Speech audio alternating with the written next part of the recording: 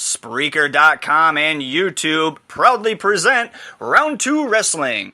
Hello and welcome to this brand new podcast. I am your host with the most wrestling information, SlimmDa KID, and you are listening to a brand new Round 2 Wrestling here on the 29th of April, 2024.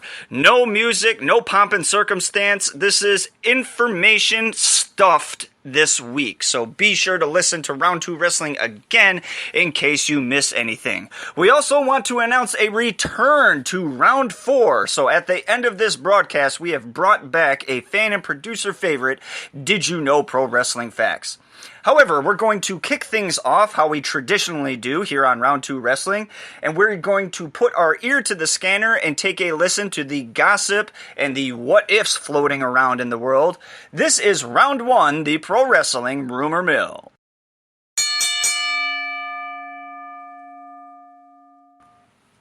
On his 6 Feet Under podcast, The Undertaker may have accidentally revealed the location of WrestleMania 41, saying, quote, "It's in Vegas next year. That's what I think. I think I heard that. Good Lord," end quote. According to Fightful Select, more wrestlers will be declaring for the King and Queen of the Ring tournaments in lieu of WWE simply announcing them. AEW's Jon Moxley told Sports Illustrated he's still quote-unquote on a handshake deal with New Japan Pro Wrestling. Undertaker signed a new Legends deal with WWE sometime around WrestleMania, and this is according to PW Insider. PW Insider says Sami Callihan has not signed with MLW or TNA, but will continue to work with both while remaining 100% a free agent. F4W Online's Dave Meltzer claims that Tony Khan is hot-shotting angles on AEW TV right now because it's a critical period for boosting AEW ratings as the company negotiates a new TV deal with Warner Bros. Discovery. Even though the NFL Network quickly wrapped up Tony Khan's interview after he referred to WWE as, quote, the Harvey Weinstein of pro wrestling, end quote, Fightful Select indicates the network was happy with his appearance. They knew his interview would get attention after he wore a neck brace at the NFL Draft. F4W Online's Dave Meltzer heard that The Rock's profanity-laden promos during the build to WrestleMania 40 and Paul Heyman's controversial Hall of Fame speech are, quote, considered the official end of the PG era, end quote. That draws to a conclusion. Round 1 in the Pro Wrestling Rumor Mill. There were several decent rumors this week and a lot of gossip to pay attention to. Be sure to listen to Round 1, the Pro Wrestling Rumor Mill, again in case you missed any of those tidbits. Let's jump right into Round 2. This is actual factual pro wrestling news.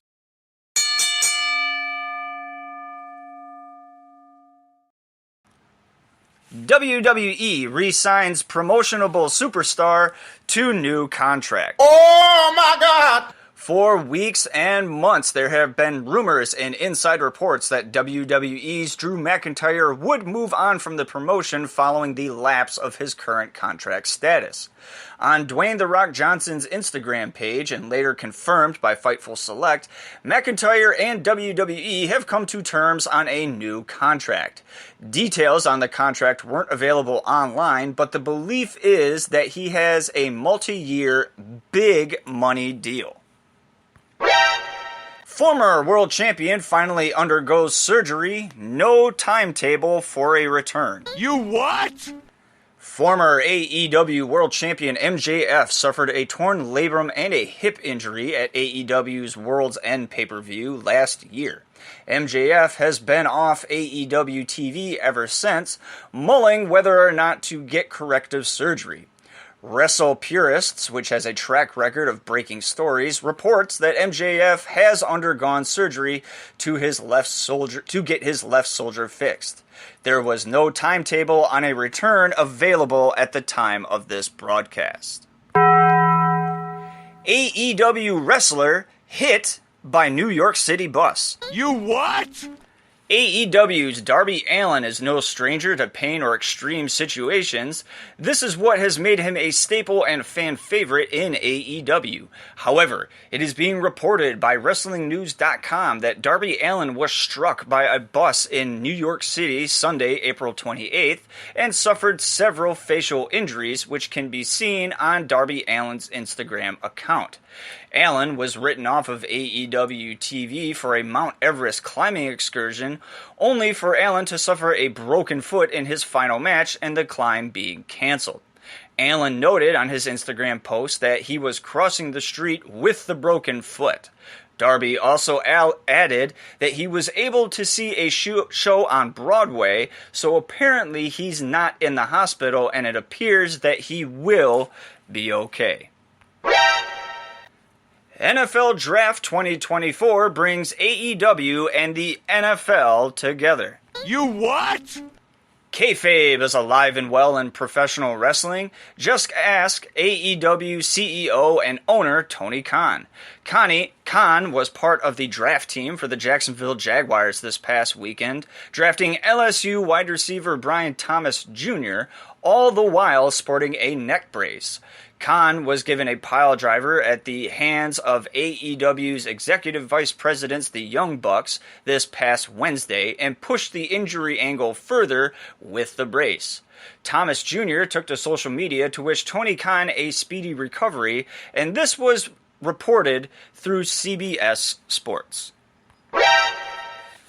London, England Mayor Sadiq Khan pledges to campaign for WWE's WrestleMania as a host city. According to My London, London Mayor Sadiq Khan has pledged to campaign to have the city host WrestleMania should he be re-elected. Quote, "If I'm re-elected on the 2nd of May, I'm determined to go even further and fully cement London's reputation as the undisputed sports capital of the world." End quote. If selected, London would be the host for the first ever international WrestleMania. The date and location for 2025 WrestleMania has yet to be announced. Multiple streaming services nix contract extensions with AEW. That's fucking stupid.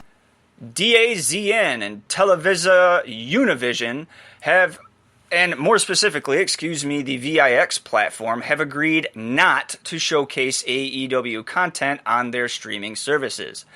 Neither AEW nor Televisa Univision has formally announced the contract's dissolution. However, a support page on the VIX platform revealed the news that AEW content had been removed. Sports streaming service DAZN has also ended its contract with AEW after just 1 year to what they consider underperforming numbers. As a side note, DAZN never really fully exposed AEW or marketed them in a way that could boost said numbers.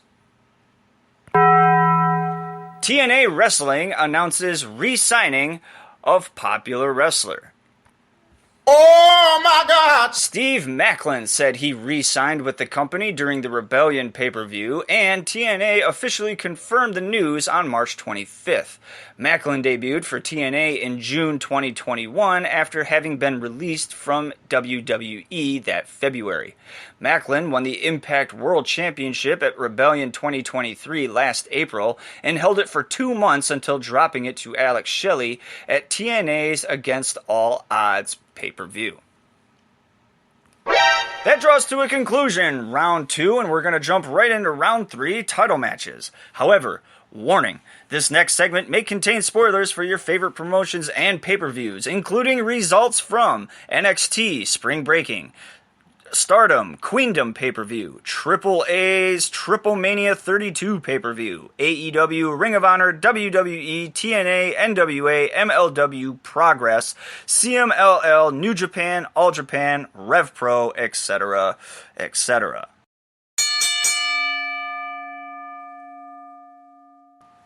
Alright, gotta be quick. WWE World Tag Team Champions Awesome Truth defeated DIY to retain the WWE World Tag Team titles. Becky Lynch won the Women's Battle Royal to win the vacant WWE Women's World Championship. Never Openweight 6-man tag team champions Hiroshi Tanahashi, Oleg Boltin, and Toru Yano defeated House of Torture to retain the Never Openweight 6-man tag team championships. NXT Women's Champion Roxanne Perez defeated Tatum Paxley and Lyra Valkyria to retain the NXT Women's Championship. Trick Williams defeated NXT champion Ilya Dragunov to become the new NXT champion. NWA Women's World Champion Kenzie Page defeated Natalia Markova to retain the NWA Women's World Championship. Adrina and Nautica defeated CMLL Women's Occidental Tag Team Champions Tabata and Hatana to become the new CMLL Women's Occidental Tag Team Champions. Luvia defeated CMLL Women's Occidental Champion Dark Silhouette to become the new CMLL Women's Occidental Champion. IWGP World Heavyweight Champion Jon Moxley defeated Powerhouse Hobbs to retain the IWGP World Heavyweight Championship. Future of Stardom Champion Rina defeated Sayaka Kurara to retain the Future of Stardom Championship. Goddesses of Stardom champions Crazy Star defeated O2 Line and Starlight Kid and Rakua to retain the Goddesses of Stardom championships. IWGP Women's Champion Mayu Iwatani defeated Sari to retain the IWGP Women's Championship. Wonder of Stardom Champion Saori Anu defeated Hanan to retain the Wonder of Stardom Championship. World of Stardom Champion Maika defeated Momo Watanabe to retain the World of Stardom Championship. Mascara Dorada defeated Titan and Magnus to win the Men's 2024 CMLL Universal Championship Tournament and become the new CMLL Universal Champion.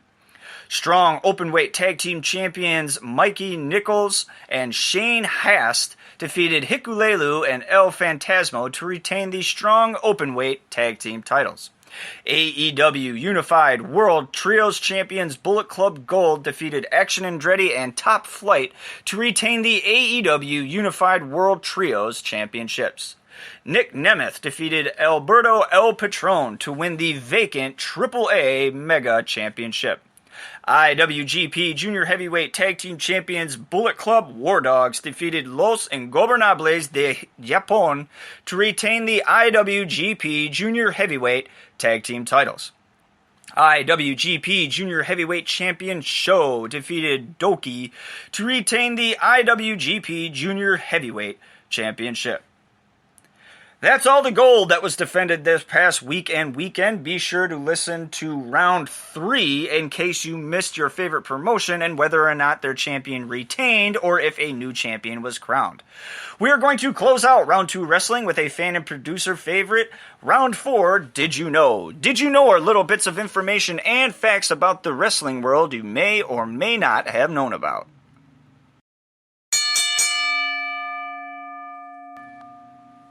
You gotta love the bell. Did you know the Ultimate Warrior's final TV appearance was on Monday Night Raw on April 7th, 2014. During his speech, the Warrior wore a mask instead of his traditional face paint. The reason was due to Warrior sweating too much backstage in the makeup department and the paint wouldn't stick. The Ultimate Warrior died the very next day. Did you know the very first go-to-sleep finisher Kenta used on an opponent was on the late great Mitsuharu Misawa on August 28, 2004 on a Pro Wrestling Noah show? Did you know the infamous Freebird rule used in pro wrestling and named after the fabulous Freebirds consisting of Michael Hayes, Terry Gordy, and Buddy Jack Roberts was not created by them? It was an idea from Georgia Championship Wrestling's booker, Ole Anderson. And did you know another Freebird freebie, the hand gesture that they often did is called NABES. It means brotherhood or camaraderie. That draws to a conclusion. Round 2. I am your host with the most wrestling information, SlimmDa KID. I personally want to thank you for tuning into this podcast. Be sure to tune in next week as I bring you more news, more rumors, and more results for your listening pleasure.